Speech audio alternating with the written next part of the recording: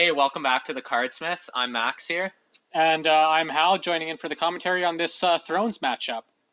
So, this Night's Watch deck here, it's yours. Do you want to talk a little bit about that for a second? Yeah, pretty self-explanatory, I think. Obviously, it's going for discarding effects, trying to recruit players out of the opponent's discard pile. Yeah, and here's my House Lannister Assault from the Shadows deck. So, a lot of Shadows effects, a lot of tricks. I like to keep a lot of cards in Shadows and bring them out later in the game once I've used some of my kill effects. All right, so as I recall, we both mulliganed our starting hands here. Yeah, so just jumping right into our second hand. And yeah, hopefully some good cards on both sides. I definitely Yeah, are there any like particular cards you're looking for in your starting hand? You definitely want to see Queen's Crown in this deck. It's a one-cost, great in setup. I mean, even if there's duplicates of it, you can play that down. You also want to see the Underground Vault, at least as a one-of, to try to get that economy going. Even if you have two of it, it is a limited card, I believe, but you can play one setup, one turn one. Yeah, no, two of it. Then you're in a really good economic spot for the rest of the game, and it looks like you're putting down five Yeah, that's five cards. correct. Yeah, so And just on the topic of economy, Gates of the Moon is a great card to see at the start.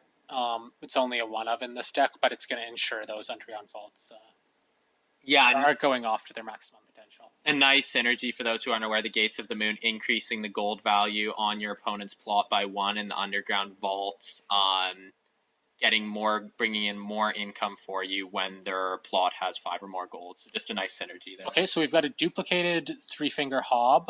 We've got the Builder Chud, and that looks like the Wall and an Underground Vault. Oh no, that's Castle Black. That's Castle Black and an Underground Vault. Yeah, and over here, two cards in the shadows, a gold mine and a gold road. So I was definitely pleased to see the gold mine not being a limited card. So I was able to get two economy cards out off the bat and then two cards in shadows. So I was pretty happy with my start. Having said that, I think I have the stronger start here. I have both my card draw effect and my economy out. Yeah, no, that's a really strong start. I mean, even with the builder, you got essentially two economy cards there, and then here the summer harvest and me playing the late summer feast, you're going to be getting 11 gold here for the first turn Yeah, as well. I've also, should be noted, I've also given you first player there. So we've got the Wall and That's the bowels of the red keep, so that's a really important card for my deck. But then up against the wall, so it'll be interesting to see what you do with the green side. yeah, you can see some thoughts going on here, and I'm just checking what the card does. Um, I do have an idea, of course, but it's good to make sure you know what you're doing when you're about to discard the wall. Yeah, it's not something you take too lightly. So, yeah, the Bowels of Casterly Rock is a really good card for my deck. It's essentially the engine of the deck, whereas when I can bring a card out of Shadows, I can either gain two gold or draw a card, and that's once per phase. So I can actually get that off a couple times per turn, even potentially. Yeah, so you've collected your gold here, and it looks like you're duplicating that card, but really you're just playing a second one down. Yeah, I just cleaning up the play area a little bit. Oh, and you've got a Tyrion there, the nice full bleed Tyrion. Yeah, the full bleed, really nice card, and that's a duped Tyrion too. So this is I'm quite happy with this start at this point. Another gold road out and a duped Tyrion. I'm going to be having a lot of economy in the challenges phase, which is really something that my deck thrives off of, as I can action those shadow cards out during challenges at any action window. Yeah, and you've taken the Assault from the Shadows action there. The card with the token on it has an Eltier faction card to get put in the shadows, and here I go, collecting some additional income here. That's a lot of gold right there. So let's see what I can play down. That's Benjamin Stark there. Okay, that's a great card to see. Also great to see because you have no military currently on the board, no military icons. Yeah, and yeah, Benjamin could pose a problem. It's fortunate I got the duplicate on Tyrion, so if you do win that military challenge, I'm not able to bring something out of Shadows to prevent that from happening. I at least won't lose my Tyrion, barring any tricks. Yeah, so here goes Sweet Donald Hill, Septon, Celador, and Satin. So there's four stewards down, plus a Septon, a Builder, and a Ranger. This is a really strong start from your deck here. Are you concerned about so many characters out, knowing that I typically like to play with a Wildfire Assault in this Shadows deck? Um, Honestly, no. This deck doesn't have a lot of duplicates. Um, and knowing I'm gonna have that card draw if I get under my reserve, I think is another incentive to just play guys down, get a strong start going. Yeah, that makes sense if you can replenish your hand back. And there's Tyrion going in on an intrigue challenge, so that's gaining me 2 gold. I also got 2 from my gold roads in the challenges phase, so I've jumped right back to 5 gold. At this point, I can threaten Sir Robert Strong, possibly, who can come out of shadows and kill a character with printed cost 5 or lower. Or also, if you're to use if you were to declare an intrigue challenge of your own, that puts me to 7 gold and really opens up my options on what I can bring out of shadows. And looks like you used the Sept in there. No, we've completely missed what happened here. So I used Castle Black and Satin to defend that challenge stand, both the Septon and Three Finger Hob. I won that challenge because of Castle Black buffing strength.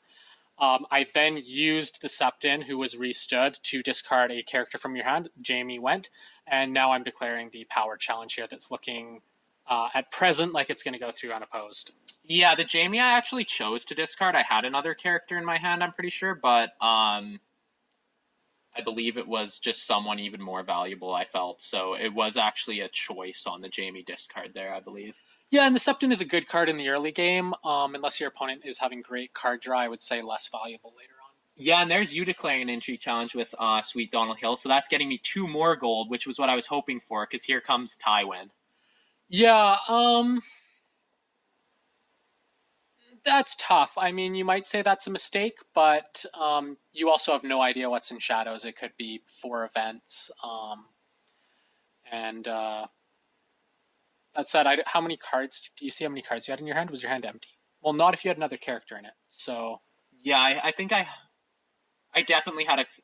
I'm not sure how many, but I do believe I had some cards. Okay, so there was an incentive to go for it.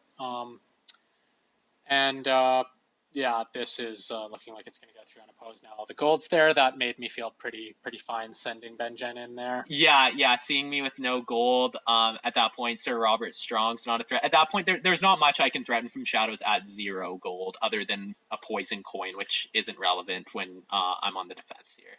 Right, so I've collected 2 from unopposed challenges that phase. The third was from dominance, which I won with Three Finger Hob still standing at the end there. Yeah, Three Finger Hob, who was actually stood by Satin there. So some nice synergies going on in your deck here.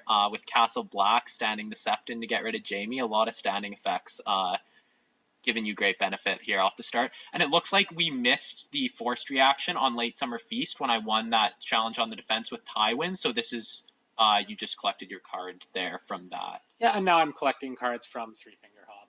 Yeah. So your hand is immediately replenished there. Which, yeah, as I was saying, was the incentive to just play everything down with no regard for its well-being, knowing that there's not a lot of duplicates in this deck. So if things die, it's really fine. There's more chuds where they came from. Yeah, just keep the swarm going. Yeah, and here it looks like we're diving back into the plot.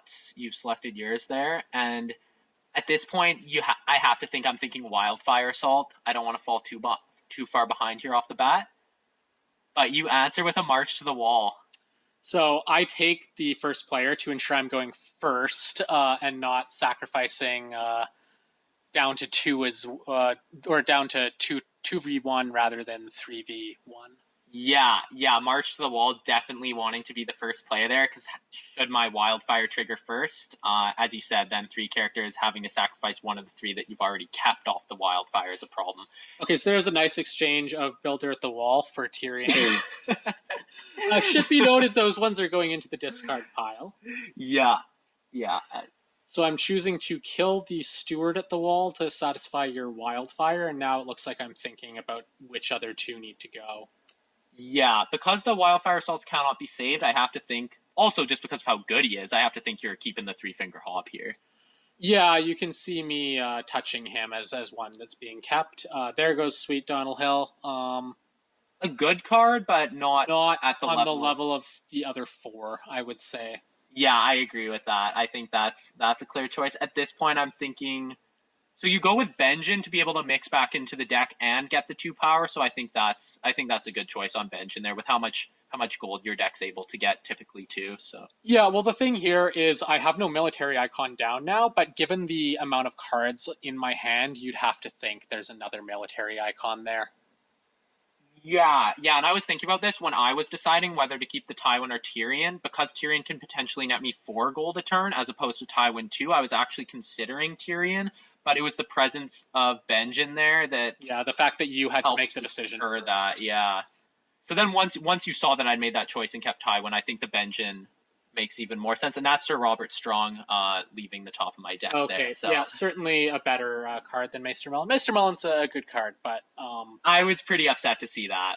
yeah, that Sir Robert Strong is one of the linchpins of that deck, coming out of shadows, killing people unexpectedly, probably in a challenge, and that's just undoubtedly going to cause further bad effects when you lose that challenge that you had no way to foresee coming necessarily. I mean, in an ideal circumstance, Sir Robert Strong's coming out. You have Cersei in play. You're discarding a card. You're killing something. Bowels of Casterly Rock, getting some more gold. So once that engine gets going, it's hard to stop. He's also, just because he's a Shadows card, he helps me use the poison coin. So a lot of good things going on with that card. I think that's Sir Waymar Royce down there. Yeah, that's Sir Waymar Royce. So when for those unfamiliar, when he is killed, he Hal will get to discard 1 card at random from my hand, which is a nice effect. More importantly, he's giving both icons I was missing with all the stewards down there. And then I've also played Samuel Tarley from the core set. He's got insight. He's got +1 reserve. Just a good card. Yeah, I remember discussing this. You were using the Sam from the things I do for Love pack, and you initially in this deck, and you switch back to that one. So was that mainly for the reserve there, or? Well, I felt like there was so many card draw effects in this deck. The actual filtering of the deck that the other Sam was doing was a great effect, but it wasn't necessary. I felt like I was already getting a lot of card draw from other effects in here. This Sam is still giving me card draw. Yeah, actually, the he's insight there. Yeah. well, actually, it should be noted the other Sam isn't even giving you card draw necessarily. He's giving you card switching, so he's giving you flexibility. But when your hand is, in theory, pretty large, the flexibility becomes less valuable. This Sam is actually giving card draw, and the reserve is really nice. Synergize well with Three Finger Hob, with Eastwatch by the Sea. Yeah, Eastwatch there too. And even without the synergy, just not having to discard cards potentially is valuable in and of itself. Yeah, because do you still have the Messenger Raven in your deck as well, which is a is a card draw mechanic? Yeah, so lots of ways for you to fill up your hand. So it looks like I played the Veil Refugee. And some cards, a card into shadows. Looks like 3 into shadows. Yeah, because I have the one with the shadows you token. used your faction card there, and then 2 more. Yeah, so at 4 gold here, I haven't used either of my gold roads yet, so I'm essentially at 6 gold here in the challenges phase. I can threaten a lot out of shadows with that. Yeah, well, here come the stewards, and Satin has stood Samwell.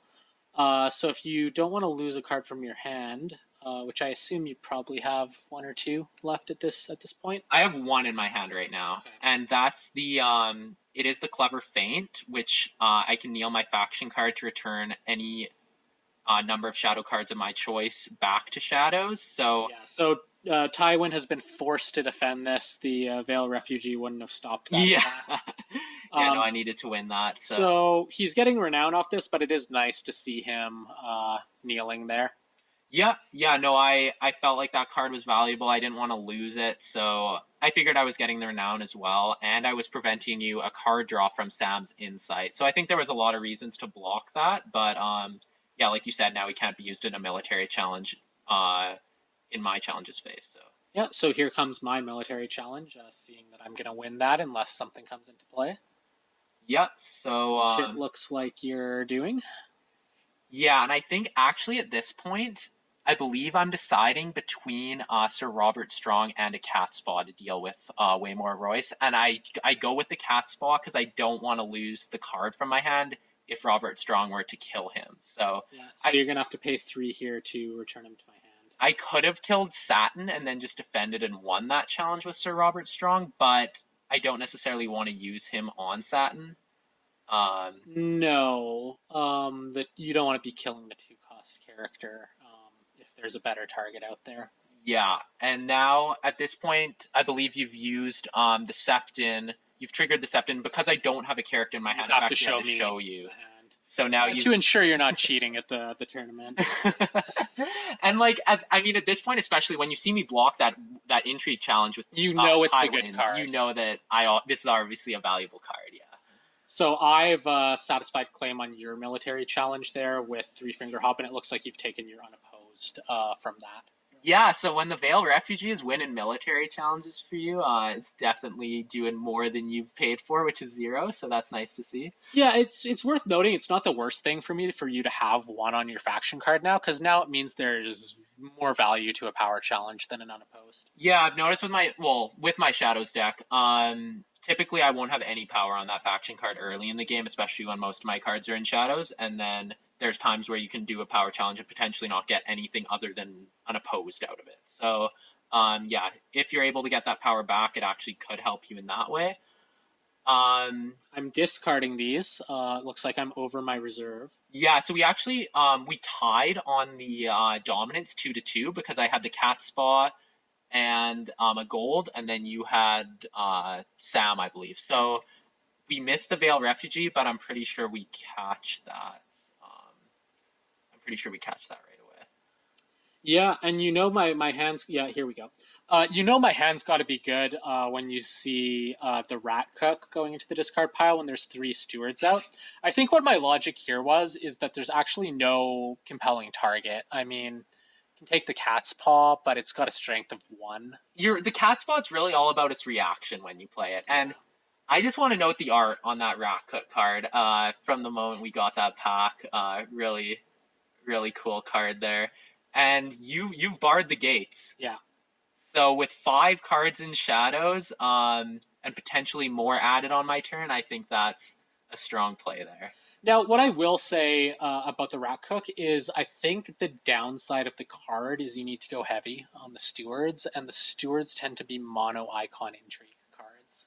Yeah, which can So be that an can issue if you've pose gone a too problem for your deck. Yeah, but it is a great card if you're getting a ton of stewards out and just stealing an impactful character. heavy. Yeah, and it's all about that swing. Any card where you're taking control of an enemy's character, not I mean the Rat Cook even it is for 1 turn, but still, it's not only that you've denied them that character, but now it's something you can even use yourself, potentially to satisfy claims so that they won't even get it back. So Yeah, so I've green sighted a second wall here into my discard pile to deny you that Beneath the Bridge of Dream.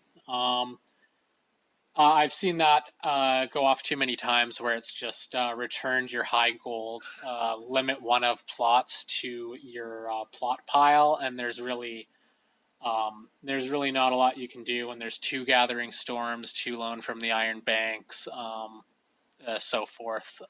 That makes it very difficult to win. It should be noted it's also a card going into Shadows, so you're getting triggers like Cersei potentially off of it. So great card in that deck. yeah, and I mean with Bowels of Casterly Rock out as well, actually because I'm triggering that in the plot phase, I can react to it with that. I can get 2 gold in the plot phase, and then also if I pop out a card in the challenges phase, 2 more gold, so it helps that engine. It's also adding 2 gold to my plot as it is, so a lot of economy out of that card as well. So Even aside from that. What I've done here is I've knelt my Underground Vault during your marshalling phase to play my other Rat Cook, take your Cat's Paw, and just really put the pressure on you to have to play something here. So it looks like you're discarding that Clever Feint to try to pull a character now. Yeah. I'm wondering if perhaps you should have waited with that Rat Cook, because I don't think I would have used the gold mine had I still had my cat spa out, but maybe you thought I was going to Clever Feint the cat spa back into Shadows and you wanted to preempt that? That was a concern I had, but I mean, I don't see this as bad that I forced you to discard the Clever Feint for the draw to ensure you get a character down here. Yeah, it was fortunate I did draw a character. I remember drawing into that old Bill Bone, and because the gates are barred, I'm actually forced to play him just regularly as a character coming into play in marshalling phase here. And there's Cold Hands. So there goes Tywin. Yeah. And who I think I'm gonna remove Satin here. I think it's actually gonna be the cat spa maybe. Oh yeah. Oh, right. Okay, so I think this is going to get replayed actually because I thought I was triggering an excellent synergy off of barring the gates, whereby you satisfy military claim on cold hands after he removes, well, obviously Tywin, but that cat's paw is going back to Max's At the end of the board turn, at I the get it end of the back. turn. Yeah. But I thought I take this out of play. It's out of play. It can't go back at the end of the turn now. Barring the gates says card effects can't cause characters to enter play. I was interpreting Cold Hands leave playtext as a card effect, but it's not an active card effect. So this plan of mine isn't going to pan out, and we're going to replay this shortly once we have this discussion. Yeah. So yeah, it was you really had a good idea with the cold hands there, and I think that would have been a huge play. But unfortunately, after we looked into it in the rules, it did say that. Yeah. And yeah, here we go. We're yeah, here we're looking at cold hands, and yeah, we're taking the time to figure out whether this really is something that is possible. And unfortunately, it's not. I liked your thinking there, though. You're getting creative with a combination of cards there. Yeah, I think. I mean, I don't have a perfect gauge on how often Cold Hands is going into tournament decks, but my impression is it's not with great regularity. Yeah, I'm not certain about that, but I think there are some. You and I were talking about it earlier. There are some pretty interesting, some pretty good, some cool plays you can do with that card. So I think it presents you with some options. Yeah, the fact you are removing one of your own characters as well sets up interesting positive effects. I mean, off of a Valor, Morgulus, Valor Dohaeris is an obvious one. You can save your character from an upcoming board wipe effect you're planning. But he can also negatively impact your opponent. Of course, there are just a massive amount of kill and discard effects in this game, and the fact that he can't be saved is the drawback to him. Yeah. But I will say, if you think you're going to win the game, you play him down, you remove their best character. He could be a path to victory on a turn if you pull him at the right time. I mean, another option, which you're not running it in this deck here, but if you're running Valor in your own deck, yeah, we talked about earlier, someone potentially with power, a big character like Jon Snow, removing them, and then maybe. Oh no, I alluded to that. I think. But then I was thinking like removing one of my small characters, so that Right. if you Valor Yeah. yourself, then I'm only getting back something minor, whereas you're getting back something big. That's if you're running Valor yourself, that's potentially a good synergy there, I think. Yeah, I mean, I think the difficulty is I don't think you're running more than one Cold Hands. The fact he can't be saved, he's probably going to end up in your dead pile. You don't want to be having too many dead draws. So if you see him at the right moment of the game, it's nice, but you can't be counting on it. Yeah, no, that's fair. It's one of those cards, like as a one of, where yeah, like you said, you see it, it's nice, but it's not a card which is central to the strategy of your deck. I guess the other thing worth mentioning is he does have that power icon. Generally, only the builders have it. There are some good builders. Some of them are a bit questionable. So Yeah, there's definitely some having suspect that ones. power icon for Night's Watch isn't the worst thing. Yeah, and Cold Hands has I think his trade is the North. Is that relevant in any way that we're aware of? I haven't seen it being relevant. It is on a couple cards though. So there goes. Why has Satin gone into the discard pile here? Yeah, that should be the dead pile there. I think that because I had a claim of two and it was Satin, and I think you satisfied the cat spa as well there. So I think that might just be a mistake on Satin in the discard pile. Yeah, fortunately, I'm pretty sure there's only one of Satin in that deck, so I don't think it's gonna Yeah, be impactful. yeah. Yeah, into the wrong pile there. Here goes Samwell trying to get that unopposed. Unopposed Draw. insight. That's a good challenge. That's a good challenge from you there. Looks like you had nothing in your hand. Yeah, which it potentially could have even been better there, but still a good challenge with Samwell there. Yeah, so it looks like I'm going to win dominance again here with Three Finger Hop. Well, I have so much gold that Oh, that's right. I think I'll be winning dominance, but So, yeah, overlooked that. I was scanning the characters. oh yeah, no, for sure. So I think that's what you collected there, actually. Yeah, that I was adding to my because now we're in the standing phase here, and it looks like you're discarding take the black. Not many good candidates in my deck for that. No, it's got to target a non-unique card. It costs Non-army card, I think. 3. Non-army as well, I believe. It costs 3, so you want to be getting something 4 or higher, and I really don't even think there's. I think you have one card maybe that's a 4 cost non-unique. The one that returns. Yeah, the one that returns a Lannister non-ally maybe to Shadows. It returns a card to Shadows, and the Regent's Guard, I think it's called. But I mean, even then, I'm only netting the 1 off that card. I guess there is the fact of you taking it from me, so there's the swing aspect of me losing 3 off that. But still, with one card in my deck, there's more valuable cards. So we've got at the Palace of Sorrows here now. Well, I shouldn't say all the chuds, but that's helping Sam and Three Finger Hob there. And I can't imagine it's helping what you're bringing out of Shadows. No, especially on a turn with Loan from the Iron Bank, where I imagine there's potentially some big things so coming. We've got Guarding the Realm versus a Fever Dreams off the green side. This is an interesting one, but Guarding the Realm's one you don't mind seeing in the discard pile, so yeah, there we go. Yeah, I remember thinking that was a cool synergy with your deck, that some of the cards that you can lose with greenside are actually cards you can pull out of your discard pile. So I thought that was a nice synergy you had going. Yeah, I mean you've got to have 1 gold and win a challenge as the defending player to pull that off. But I mean, if Night's Watch isn't able to win challenges as the defending player, at least once a turn.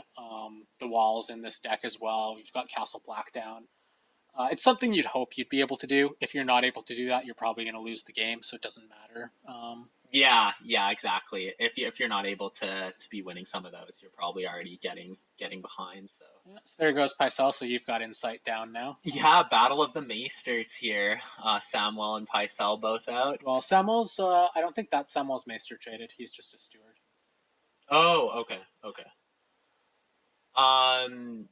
And yeah, looks like you're using your Underground Vault. Definitely getting 2 gold from that this turn with my loan from the Iron Bank. There's another Underground Vault that's immediately going to pay for itself. Yeah, so now that you've got 2 of those out, your economy is in quite a good spot for the rest of the game. Yeah, it's close to yours. I mean, you have higher gold plots, but those are now kind of all in your used pile. Yeah. And there's a second Guarding the Realm, so looks like we're going to here. I think it's likely going to be the Veil Refugee, so it's nice that it's a Tricon. But I'm not terribly sad to see you get that one, because at least it's not a Shay, which has been an impactful one in some of our games when you pull that 3 cost. Shay is the best one you can grab, I think. I shouldn't say that. It depends on the board state. From my deck, for sure. No, it depends on the board state. There are circumstances you might want that military icon. That's true, yeah. But in general, she's the best one you can pull from your deck. Looks like I've also thrown Benjen down a second time there. He's back. He just doesn't die. So we'll see what happens with him this time. But yeah, I have a lot. So I played Pycelle, and it looks like we're in challenges with having this much gold. So are you thinking lots of ambushes out of Shadows, or what's going through your head at this point? Yeah, obviously cards are going to come out of Shadows here. I think that's why I'm considering holding that Refugee back, just to not let you be throwing unopposed military challenges through. But it looks like I really want to win this military challenge that they're both being sent in. Yeah, and then blocking with Old Bell Bone here, really just to slow you down a bit by stopping that unopposed damage. Yeah, and then you're satisfying into the dead pile with him. It looks like you played the Gathering Storm. It looks like my plan's probably to satisfy claim on Benjen and the Veil. Or I have the loan from the Iron Bank out, actually. Oh, yeah, sorry, up there. Yeah, so it looks like I'm probably planning to just satisfy a military claim onto that Veil Refugee. Yeah, that makes sense. Okay, I'm getting the unopposed, pulling inside again here. It looks like I'm at 9 power? Yeah, I think that's 9. I think that is 9. Yeah, I think it's 9-2 right now. Yeah, too. I'm just checking your discard pile to see what could be coming out of shadows here. Yeah, I mean, there is seven cards in shadows, and I'm sitting on 11 gold with Bowels of Casterly Rock, really sitting on 13 if I want to be. So a Yeah. lot of options there. But actually, this is what I was going for and why I didn't play anything. It is the Westeros Bleeds that I was saving. Okay, so that's why you just sat on all your gold. Um, that also got rid of Benjen. Yeah, and the problem with Benjen was you were getting pretty high in power, and I didn't want to kill him to give you that two more, and I found Westeros Bleeds was the perfect way around that. I mean, not to mention just the board wipe, not an entire wipe because you're keeping that sept in, but with Cold Hands leaving, I'm getting Tywin back, so there was a lot of incentive for doing the bleeds there. This has hurt me, and this could be bad. I mean, what I will say is my deck can get stuff out pretty quick, but I don't have the card draw now either. Three Finger Hob's gone, so that could definitely be a problem. It should be noted as well that an incentive to not block with Pycelle on that Intrigue challenge I sent Samuel on was that the Palace of Sorrows, their strength was both three, so I would have won that challenge anyway. And that's I find the Palace of Sorrows can be a hard one to remember. It's something you always got to be thinking about in every challenge because it just turns. I mean, especially with my Lannister deck, like taking a character like Tywin and suddenly it's hard to think like, hey, he's only at 3 strength right now. Well, and it's the fact that it renders most attachments useless. It renders most buffing effects useless. I mean, a big one in my deck is the Tunnels of the Red Keep, which it completely kind of puts an end to that. So here I am pulling out Beneath the Bridge of Dream and shuffling my plot deck here. So I'm gonna get, because of the event, I'm gonna get 2 more gold on that plot. But a big part is that I've played Loan from the Ironbound. Not only will it now not be in my used pile and hurt my gold value on the next turns, but it could potentially be pulled again here. And if it's not, I can play it again next turn. Yeah, and this is the situation I was trying to avoid when I discarded the wall to discard that other copy of it. Yeah, that's an event where at first I thought it was good, and it's just going to be the Gathering Storm here, the one I consistently pull. I've only once not pulled that card in the times we've been playing. Probably like 1 out of 6, 5 or 6 times. Possibly. Yeah, I have a baffling ability to find the worst plot card in the deck for me. So there was actually this is really game changing because if you're able to pull off a 2 military claim challenge this turn, it's gonna wipe my board most likely. Yeah, and I have 2 plots with 2 claim in my deck, so the odds of you pulling one of those out of the 7 weren't all that high. So that is tough to see that. This should be noted. It's the one with high gold as well. Yeah, and especially with the Beneath the Bridge of Dream and the economy I already have out, I'm really going to be able to essentially kind of play whatever I want this turn. Okay, I think this is Sir Jeremy Riker. Bad time to draw him when there's now no other Rangers down. He's gone straight into the discard pile. Yeah, he's the one that gives all other Rangers a power icon. So he's one you want to have down with some more than himself out because he already has a power icon. Yeah. With himself alone, his ability is doing nothing. But when you have that swarm out, that's a big card. But you're getting, not only are you getting rid of him here, but you discarded my location, which will let me draw cards, and I'm discarding a Tunnels of the Red Keep, and with a Palace of Sorrows in your use pile there, to you that must signal that I have one under Shadows already, probably, I'd imagine. Yeah, that's pretty. And pretty good indicator. Speak of the devil, bringing it out in the marshalling phase here just to get 2 gold. Or actually, I was doing it to get the 2 gold from the Bowels of Casterly Rock because that's once per phase. Okay. So now I can actually ambush something in challenges and get another 2 if I want to, which is big. Okay, you've got Shay there too, which is nasty for me because you could potentially be doing challenges of all icons now. Of course, because For the Watch is there, first one's not going to go through, but you probably just send in a power challenge maybe. At this point, I'm actually kind of going, especially with 2 claim, I do want to take the 2 power from you, so it's probably going to be Intrigue for me here that that I'm gonna use that first challenge on. Okay, so there's a nice pull. There's a nice pull. Aemon is down. That's there's your Maester. So there's Maester Aemon. And Waymar Royce coming back after the cat spa sent him back to Yeah, your hand. looks like he was hanging out in the hand for a little bit, but now it's time for a military icon and a power icon to be back.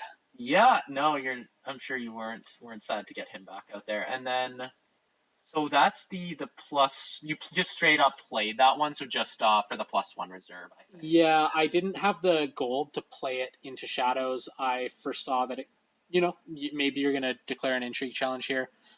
Didn't want to have it discarded. I recall that it had been sitting in my hand for several turns. There was never a turn where it was a good opportunity to play it. You'd gotten rid of Samwell, so I just wanted my reserve booster down in the event that I pulled more card draw mechanics, but I think most of those have been gotten rid of at this point. Yeah, and like, what is the shadows reaction you get when you bring it out of shadows? You stand a location. Oh, okay, so bring it out of shadows. that's quite strong, especially with the wall Casterly Black. Well, Castle Black. Castle Black, yeah, sorry. Yeah, strong. Not as strong as playing characters down though. Most of these turns, I've needed to get characters down to ensure you're not getting through unopposed challenges and to have characters to satisfy claim on. Yeah, that makes sense. And it looks like I did do that intrigue challenge first, just to get rid of the for the watch at least have declared that first challenge. Yeah, and I made a mistake there defending with Aemon and using Castle Black there. I clearly forgot my own plot. And that was just a bad play. Yeah, which I've definitely forgotten for the watch playing against it, so I definitely understand. So it didn't impact this one because Castle Black would have only boosted Sir Waymar to 5. Tywin was definitely winning that. Especially with that gold pool, yeah. But it may impact if you do a power challenge here. Oh, so now you're going to kill... So now I'm killing Aemon as there, he was knelt. Because he knelt to do a save on my military challenge, yeah. Which you have to honor. You can't be having your card there and just, not saving your character because, some effect might happen. Yeah. Oh, that's how I see it, at least. Yeah, it's a tough one, whereas with so many cards in shadows, there's probably a Sir Robert Strong, but at the same time, you have discarded one. Maybe I don't have it, so I can definitely see the argument for either way there. I actually made a mistake where now I'm bringing out Cersei, and I should have done Cersei then Sir Robert Strong to get a second discard out of Cersei, so that was just me not deciding yet that I was going to use Cersei. There goes Gren. Yeah, so Cersei getting rid of that, and then her rolling in on a power challenge here to try to make use of that 2 claim. So now it is impactful that Castle Black was knelt, I believe. Is her power 5 or 4? Cersei's a 5, or that version of Cersei at least is a 5. Okay, so it's actually not impactful because you still would have won that tie. But I guess Sir Waymar would have been standing, which could have been helpful to me. Yeah. And now you're an intrigue challenge with the Septon, it looks like, and yeah, I believe I just had no cards in my hand. So what would have mattered here? I assume you would have defended a military challenge, and then we would have washed on dominance, but now you're going to claim dominance because of my mistake there. Okay, yeah. So, yeah, just ended up being kind of a 1 power thing. But, no, I've definitely missed for the watch before, so now we're going to the plots again. And your board presence is looking pretty good at this point. Yeah, I've got, Tywin with the Tricon, really versatile. Cersei with a lot. Shay being able to do 3 challenges a turn. There we go. There's a Valor Dohaeris, so that's gonna help. You've got. That's gonna help your situation. That's big. And you'd have to think it's Tywin and Shay you're keeping. Yeah, just for the power that's on him, in addition to the Tricon.